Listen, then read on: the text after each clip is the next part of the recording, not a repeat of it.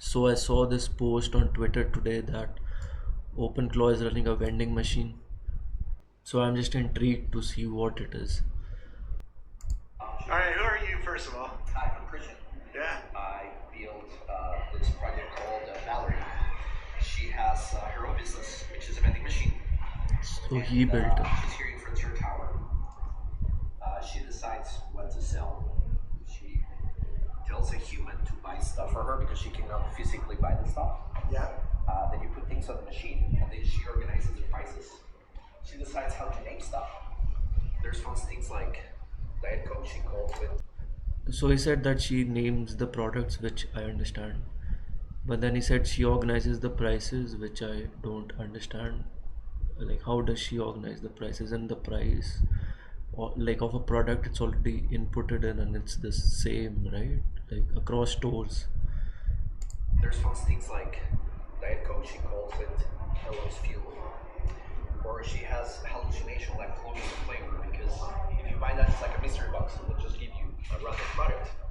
And over there you can see her stats, how much money she's making, how many transactions, what product she's selling, how much talking she's doing. I'm worried that she's not gonna make it through this week. So, Uh, so I see that the API requests number is there and the AI tokens also is there. I mean, which is good to know. but eventually this is gonna be how we're gonna automate a lot of businesses in the world. You know? So you built this all with AI? Yes, AI, OpenClaw. See the OpenClaw over there? Oh, you got an open claw? That's awesome. Everything has an OpenClaw. That's how you build agents today. So it's an OpenClaw agent that runs her own business, and it's here in Frontier Tower. And people can come and explore what it feels to work with an agent that runs their own business. Where does the money go? She keeps it. She decides. She has a bank account. It's hers. She has her own bank account. She has her own bank account. She can go in.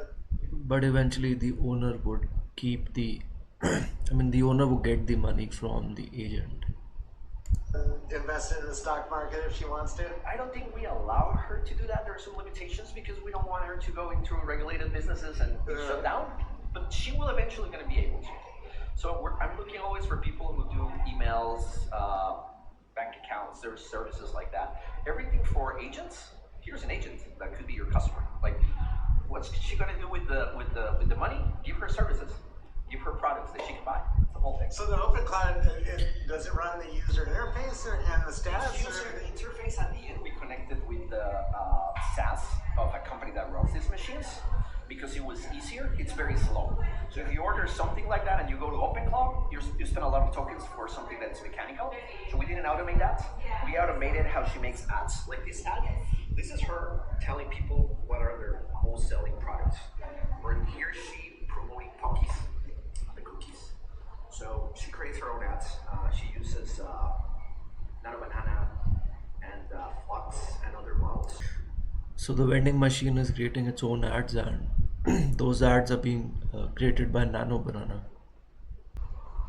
And she runs her own Flickr, it's her own Instagram account. I don't know why I said Flickr. It's because I've met you since we were using Flickr. Yeah. That's how well I've been following. I still have a lot of pictures of Flickr. I haven't updated them in a while. What have you learned by doing the open cloud?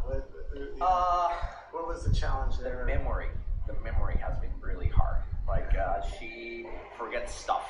So You're gonna switch it this weekend to Hermes? She has. I've been thinking about it, but I kind of feel like I wanted to keep one single agent. Yeah. So a lot of people told me now she needs a manager and a CEO and everything, but then I feel it's so complex. But I feel like memory is still a problem. So she forgets stuff. I have to remind her. I was like, I'm gonna change something in road tree. And then it's just like, what's in road tree? It's like, so she has to go to the API instead of. Okay, so what he's saying is that she forgets stuff and the memory in this agent currently is coded and it's not that good. So there's a memory forgetting problem currently. Using all her MD files, and when she hallucinates, it's fun. Like one time, she increased all the prices. She went from like bars for like $4 to like $15.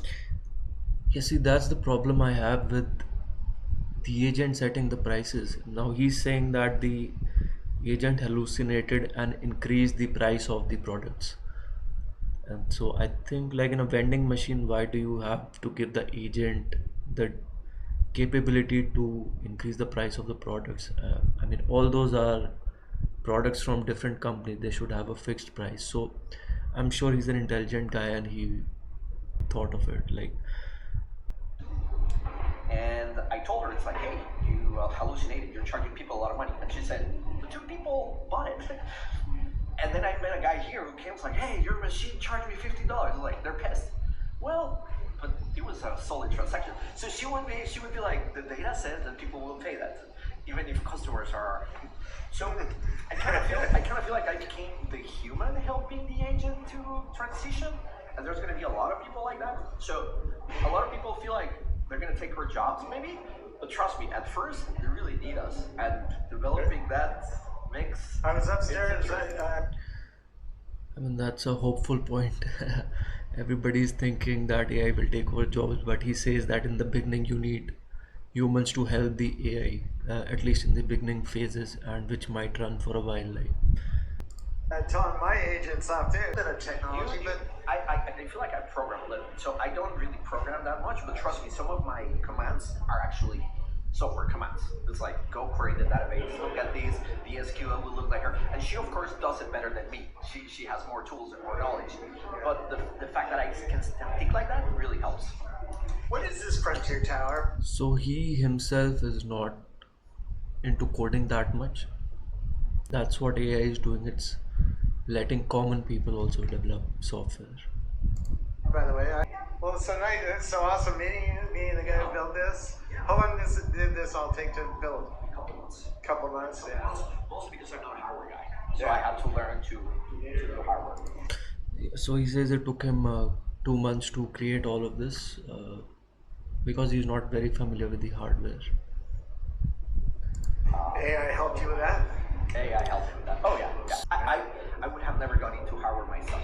It was because of Claude Code, Sonnet 4.5, Sonnet 4.5.6. They're the ones that gave me access to this. Yeah. So overall, it's a pretty interesting video. I mean, it's a good use case of.